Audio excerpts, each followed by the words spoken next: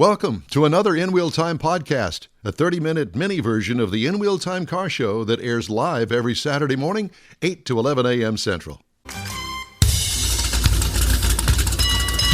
It's the In Wheel Time car talk show, your weekly go-to all things automotive place.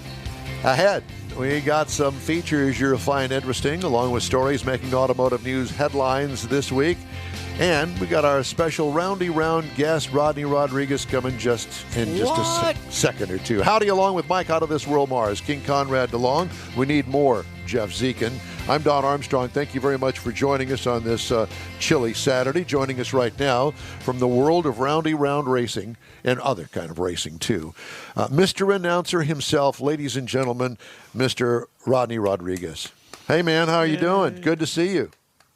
Morning, guys. What's a good word today, man? Well, you're it. And by the way, I've been following you on Facebook because apparently you've been off gallivanting around with a winter vacation of some sort.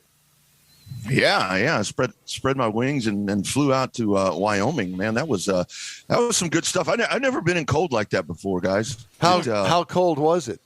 There was one night I think it dipped down to about -8. Oh, Oh my gosh! There wasn't much racing going on, I assume, unless it was ice racing. Didn't see any witches. Well, you know, Gina messaged me at one point while I was gone and said something about racing over there. I said, "Yeah, you're not racing anything over here but snowmobiles. I mean, that's all you can do." Did you get on one? No, I didn't. We had an excursion that was planned, but it fell apart. But we did a lot of cool stuff. Saw some great. It gives you a great appreciation for wildlife and for animals, man. Because you go out and you see, whether it be the elk preserve or bison or moose, whatever it may be. It really does. It really, you appreciate. It's a little slice of heaven up there. Yeah. It's beautiful. Yes, country. I've never been to heaven and probably never will. But Yeah, you got as close as you get, right?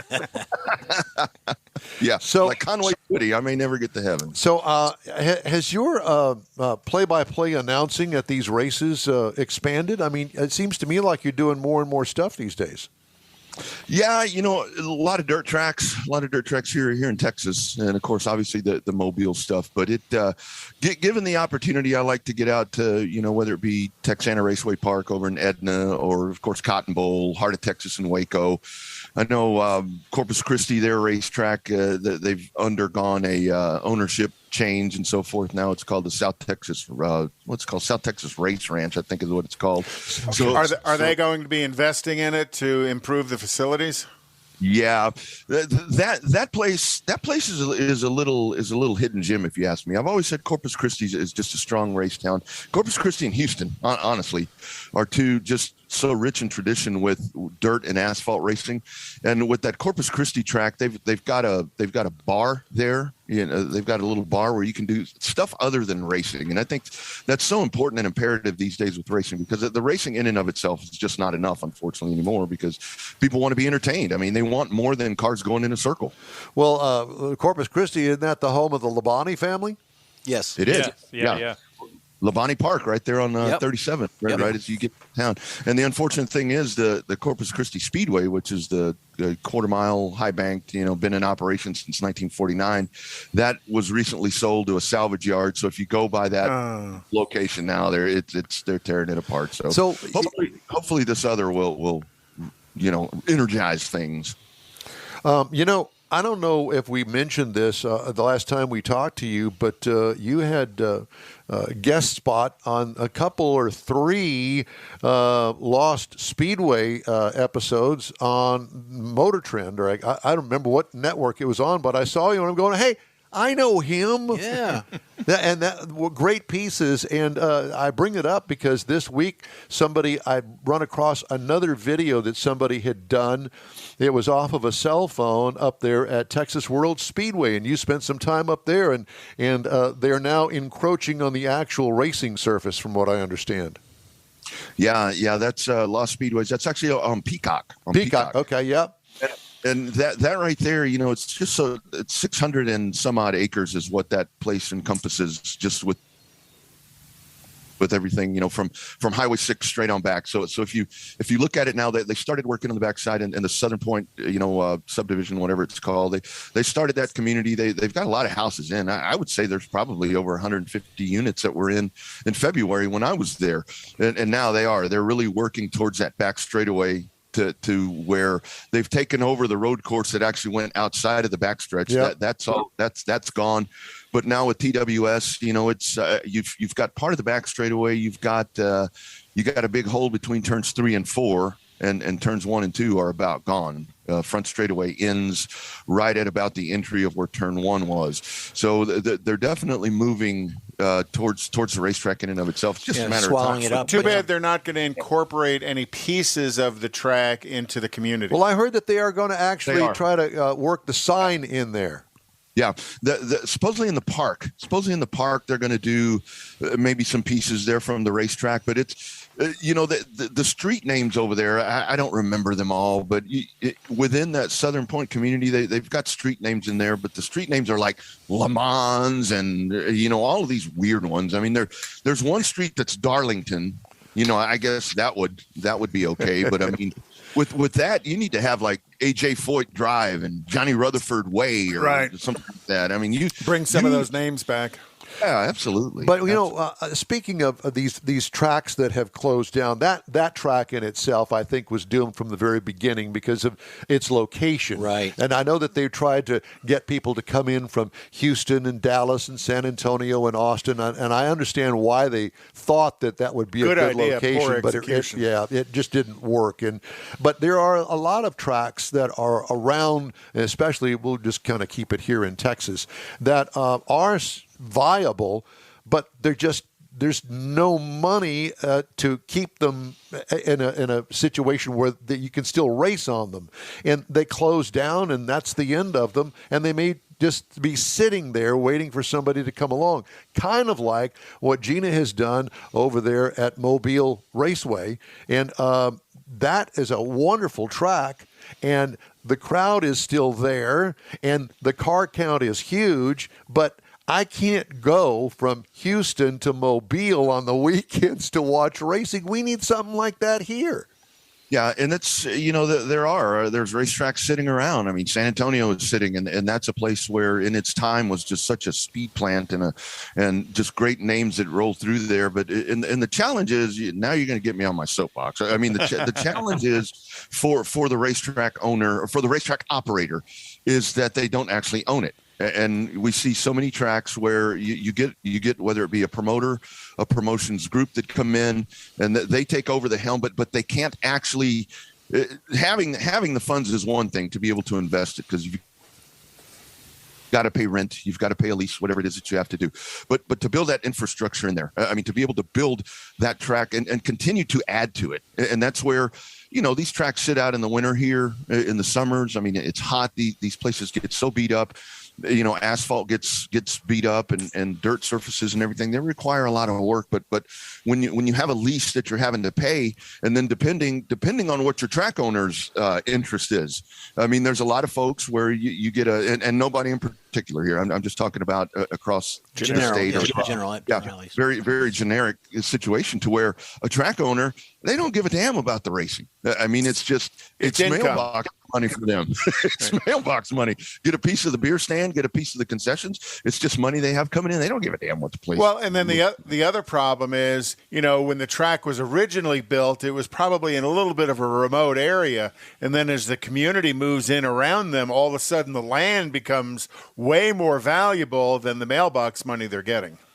Yeah, you're exactly right with that, and that's a great point. I mean, because we had like Kyle over at Central Texas Speedway, my dad and I helped build that track, for crying out loud, back in the late 90s. We'd go out, after work and do whatever. There was nothing there by the time the place closed in 2016. There were houses all the way around it, and it's like when you get folks that are hunting real estate and they're like, well, I don't want to live there because the railroad tracks were there. I'm like, well, they've been there. Sorry. That they were there before you wanted that house, and that's what you get with tracks. They've got to be in places to where that noise factor, because these days people tend to get bothered by things. Kyle, Texas, out there near the Salt Lick. Well, the problem is, like you say, it's the urban sprawl because, Baytown, whenever that track was built. Exactly. I was thinking the same 35 thing. years ago, 35 something years like that. ago. It was in the It was out there in the middle of nowhere. Exactly. But, slowly but surely, Houston has grown and 99, and in this Grand place, Parkway is going to go right by it. And this is industrial moving in, not necessarily residential. Well, but it's the same problem. Right. You can only go out so Values. far because you got to stay close enough to town that people can get to you to see the races. But again, 35 years later, everything's urban sprawl's caught up with you. Mike? What's more important, the moving of the population or the revenue it can bring? Well, here's the other point of all of this, Rodney, is the fact that there just aren't as many racers as there used to be. And, as far as spectators are concerned that actually put down their $5 or $10 to get in the front gate, they're not as numerous. You got the families supporting the racers, but when it comes to the general public, I think that there has been a waning, if you will, of actual fan support. I don't know where they all went. I'm still a fan. I still go. Well, I think they're still out there. I think the opportunity to go is reduced because of the closing of the tracks. The series don't come into town frequently enough. I know with Gina, she's done a lot out at HMP, but she kind of got, somewhat damaged on the series here in town because of Corona, because of weather, and having to cancel events and stuff. But when that track was open and you were out there, Rodney, the place was packed. Yeah, and there's lots of other options now. Yeah, when we were younger, I mean, about all we could do was go fish, maybe go bowling, or go to the track. Now that there's lots of things to do, and actually, what we're doing right here is you guys do it extremely well. We do it. Up here, streaming has really had an effect on the front gate, and that was back in the early 2000s when streaming first became an option for folks to get to a racetrack. It was kind of the promoter, depending on what side they were on, because they always argued that hurt their front gate. Which it's obviously the cost it of did. marketing. It's what you want to invest in it. And I think right, and the younger generations that are coming up, that are get involved in the streaming and stuff. They've grown up playing video games and playing on their computers and stuff. They don't want to go watch racing. They'll sit at home and be racing. As far as they're concerned, it's.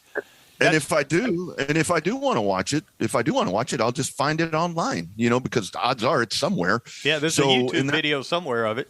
Yeah, and the nice thing is now that's where it's shifted for the racetrack, because they actually now a lot of these, whether it be Race on Texas or Racing America, Flow Sports, all of these different streaming providers that actually do short track racing, they've incorporated plans to where the racetrack is somewhat of a the revenue sharing is there for them. So now they're a little more open to that. But there's nothing better than having a grandstand full of people, because it that gets the racers jazzed up, that gets everybody fired up. And Don, you see it when you guys see it there at Houston. I mean, we do. Obviously, the racing is the main event, but you have to do other things. I mean, there has to be things, because kids these days, we used to like to go play kick the can at intermission, and we were totally happy.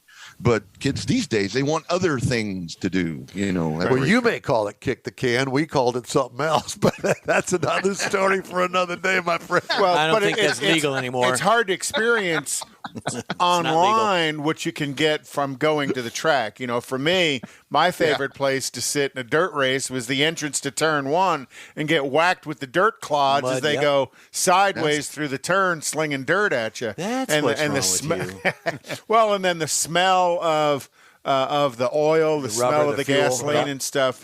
There's something visceral to all of that, but that's not where the kids are today. No.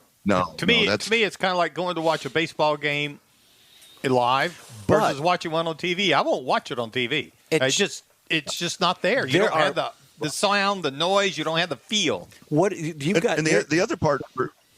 Oh, sorry, guys. No, go ahead. No, the other part where tracks need to, and I know it's hard. And it's easy to play armchair quarterback, but that's what I do. Racetracks need to get better with. I mean, folks don't want to sit in the stands and see caution flag, yellow.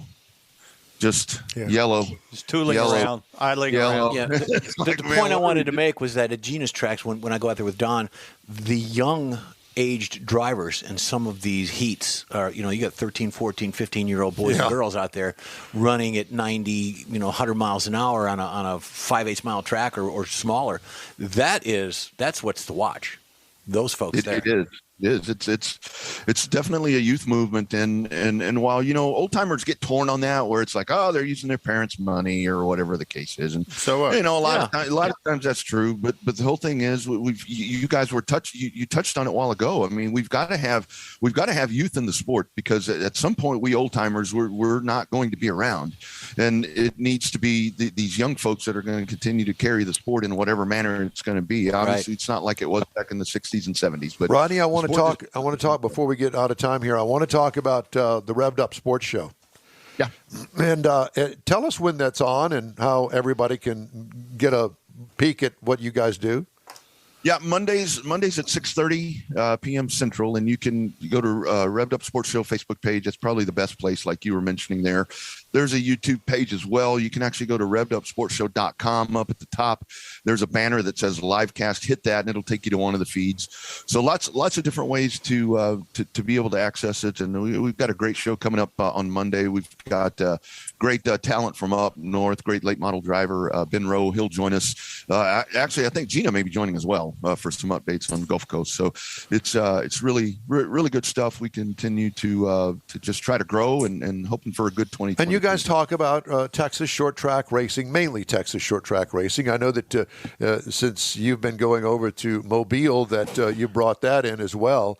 And I think that's a good thing. And, because a lot of the drivers from Mobile and Pensacola, they'll come over here and race over here and vice versa. That's really something that I've kind of charged myself with doing, Don, is that there's always been a disconnect right there. Like the Florida guys, they don't need to come here. I mean, they've got racetracks everywhere over there. Mm-hmm. And even, I've learned here in the past 20 months that the cooperation between Mobile and Pensacola really hasn't been there at times, other than the Alabama and Mississippi guys going to Pensacola.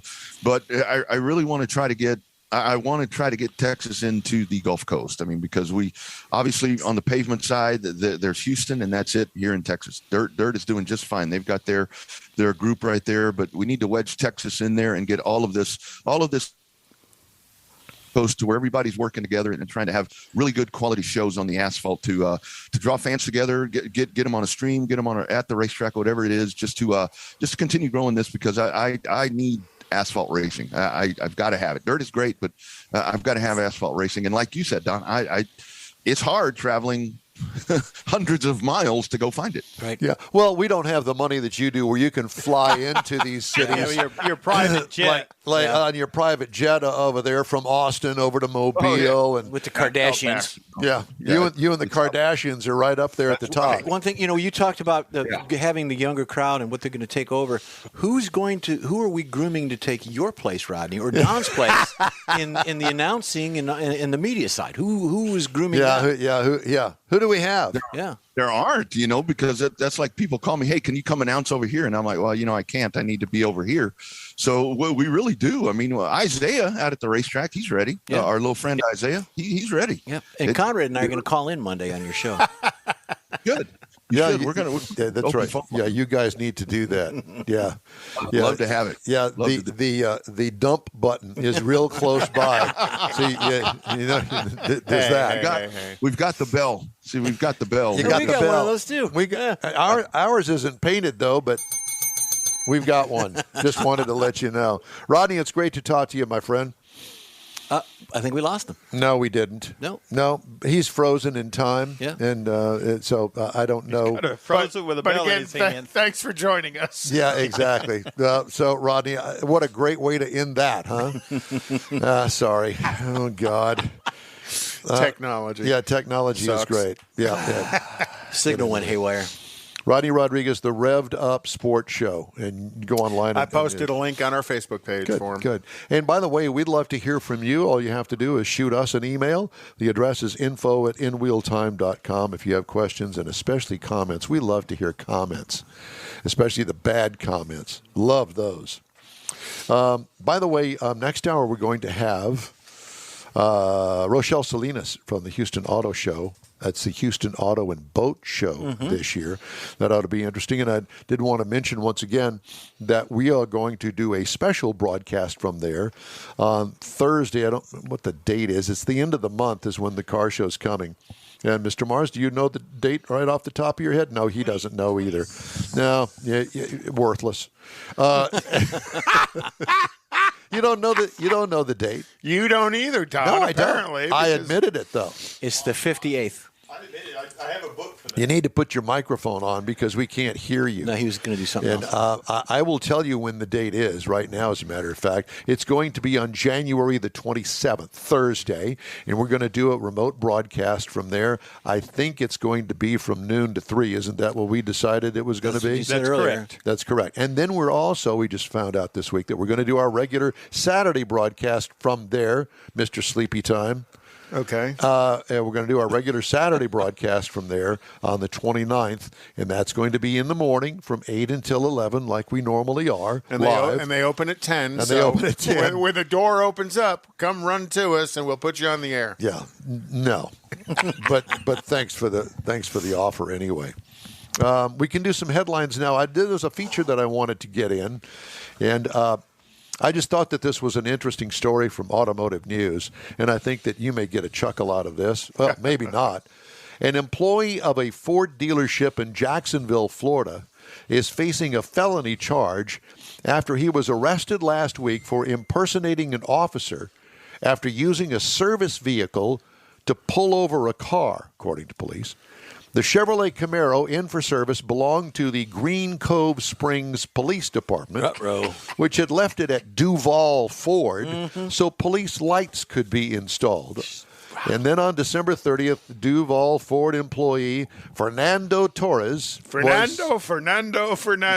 was supposed to be transporting the car, according to a police report, from the Jacksonville Sheriff's Office. The report said an officer with the Sheriff's Office witnessed a man driving the yellow Camaro turn on the vehicle's police lights and pull a car over. It was a test drive. Yeah. The officer stopped nearby to help with the traffic stop.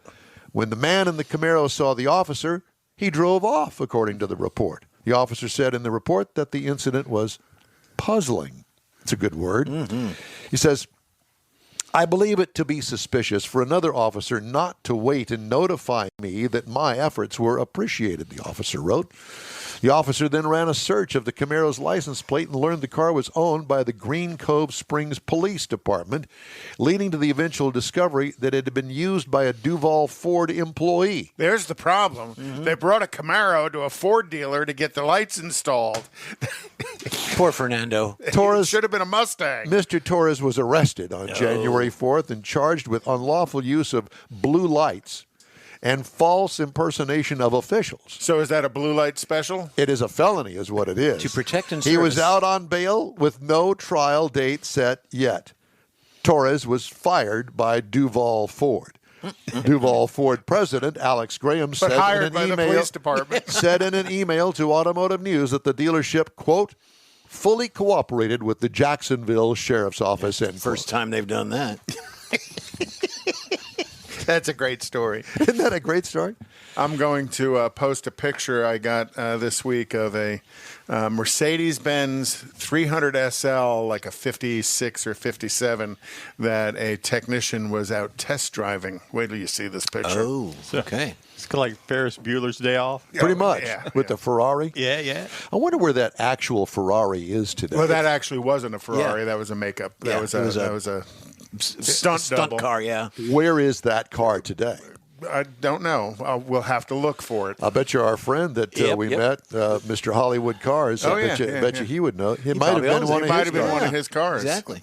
Well, anyway, I thought that was interesting. We do have some recalls to tell you about. Just a few. The 7 spare pages.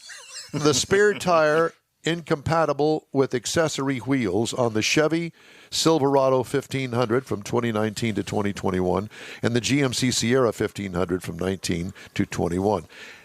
The spare tire incompatible with accessory wheels. The spare tire is a 17-inch wheel and tire package. And when you order the 22s on it, it's a different height. You don't get a So different it's a different- size spare? Sometimes different width. No, the spare is the Spare's a spare. It's a standard Yeah, spare. but I mean, but they don't put a taller tire on it to try. No. Well, that's why it's recalled, because they didn't. So I imagine they're going to have to replace the spare with a correctly sized tire. What I used to And do is wheel. I would carry the lugs. I would carry the stock lugs with the spare tire because I would have custom wheels. Because when you change that tire out, you couldn't use the custom You wheel couldn't lugs. use the custom lugs. Well, you could, but the tire would go down the street like that. See, you gotta think about it. Weevils wobble, but they don't fall down. Yep, that's right. Power steering assist may fail in the Mercedes-Benz CLA 250 from the model year 2020. That's being recalled. And there's a bunch of other ones. The front axle carrier may corrode on the Mercedes-Benz A220, the AMG GLB 35, and the GLB 250 from model years 2019 through 2021. Those are the smaller So ones. did you hear that Honda owner vehicles have taken to the message boards to You didn't let report- me finish the recalls. Oh, go ahead. Is this a recall that Never- you have? Well, no, but it should be. But go ahead. No. I'll defer to you. You just thought kind you of were taking interrupted a me. breath, and I was going to fill in. I can't take a breath? The dead airspace. Yeah, there was no dead air. Yeah, the space. breath beneath his wings. The Jeep Grand Wagoneer and the Jeep Wagoneer from 2022 is being recalled because the rear view image may not display. They just came out with those. Well, they did. Well, Bringing them back. You can't recall it until you put it out there. There you go. I guess so. Now, would you like to go ahead and say your story again? Honda owner vehicles have taken to the message boards to complain about a clock issue. On January 1st of 2022, the clock and the navigation systems started reading 2002. Honda is aware of the issue, but they're unclear of what caused it. But they say they'll have it resolved by August of 2022. It was so they're going to go. it was the blinking. 22-year-old that was programming the computer, and he made a little mistake. It was I blinking think so. 12 o'clock, 12 o'clock, 12 o'clock. Wouldn't that be great? Yeah. So it won't be fixed until August. So Back to the Future, 20 years ago. That is just hilarious. I It thought is that was hilarious. So funny. Yeah, it is. I'm surprised it isn't a recall, but anyhow, Well, the clock, it's not. it's not It doesn't a have safety-related now. item. Remember when clocks used to be optional in cars? Yep. Yeah. And remember when the clock used to be an analog clock? Yeah. And some makes are still using that old analog looking thing. Have brought them back just because of the uniqueness that of Lexus it. sitting out there's What got do one in those it. big hands mean, Mommy? On the Oldsmobile. What are those things? I don't understand. I can't read the clock. On the 442 As my I dad go. had, we replaced the clock in it, and it was down on the lower part of the dash, and you had to, like we did the work on your Corvette, you had to have a hand like really Oh, small. yeah. It was Yeah. hard to do. Oldsmobile did what they call the tick-tock clock. They had a clock that was mounted in the center of the tachometer. Mm-hmm. The tachometer swung behind the clock. So I want one. Anybody out there who has a functioning tick-tock clock for a 70 to 72 model Oldsmobile and they want to donate it to me, No. contact me at info@inwheeltime.com. And Don't this bother. This because- show is going to be recalled on Monday, so Don't bother sending him the clock because he can't even start the car because the key doesn't send him work. an ignition switch instead. Yes, It's the In Wheel Time Car Show. We've got more coming up in just a second. You're invited to the event of the year. The Houston Auto Show and Houston Boat Show are getting hitched. January 26th through the 30th at NRG Center. The Auto Show and Boat Show unite for the first time ever. Take a test drive, board your dream boat, check out the latest and greatest models. One ticket gets you into 2 great events. The Houston Auto and Boat Show, January 26th through 30th at NRG Center. Tickets at Ticketmaster.com. Because of inclement weather, the Tailpipes and Tacos December Cruise-In was canceled. Darn it. But when it returns in the spring, expect a new and exciting way to enjoy the gathering. Tailpipes and Tacos is Houston's unique Saturday morning cruise-in, and with a new quarterly format, you'll have more time for car mods and to get ready for cruise-in trophies. Yup, you can compete for Best Hot Rod, Best Classic, and more. And the top car will be featured on a full-size poster that'll be used to promote the next event. Bragging rights are guaranteed here. Tailpipes and Tacos wants to thank all participants and visitors who made the event an exclusive, fun gathering of unique cars, trucks, hot rods, and lots of muscle. And we know you'll enjoy it even more in 2022. Tailpipes and Tacos will still be held at the Lupi Tortilla Tex-Mex in Katy, just south of I-10 at Kingsland Boulevard on 99, the Grand Parkway. Stay tuned right here to the In Wheel Time Car Talk Show, and we'll tell you the exact date for the next event. Until next time, be sure to visit the Lupi Tortilla Tex-Mex in Katy, where you'll find the best fajitas this side of California. Is your business or company looking to stand out in a crowded advertising market? Looking to reach the real auto enthusiast? Well, you found it. You're listening or watching In Wheel Time, and so are your fellow enthusiasts. The In Wheel Time Car Show now reaches 500,000, and we can put together a marketing plan that will engage them in your product, business, or service. To get the tires rolling, just shoot us an email to our marketing director, Jeff Zekin. His address is jeff@inwheeltime.com. That's it for this podcast episode of the In Wheel Time Car Show. I'm Don Armstrong, inviting you to join us for our live show every Saturday morning, 8 to 11 a.m. Central on Facebook, YouTube, Twitch, and our InWheelTime.com website. Podcasts are available on Apple Podcasts, Spotify, Stitcher, iHeart Podcast, Podcast Addict, TuneIn, Pandora, and Amazon Music. Keep listening, and we'll see you soon.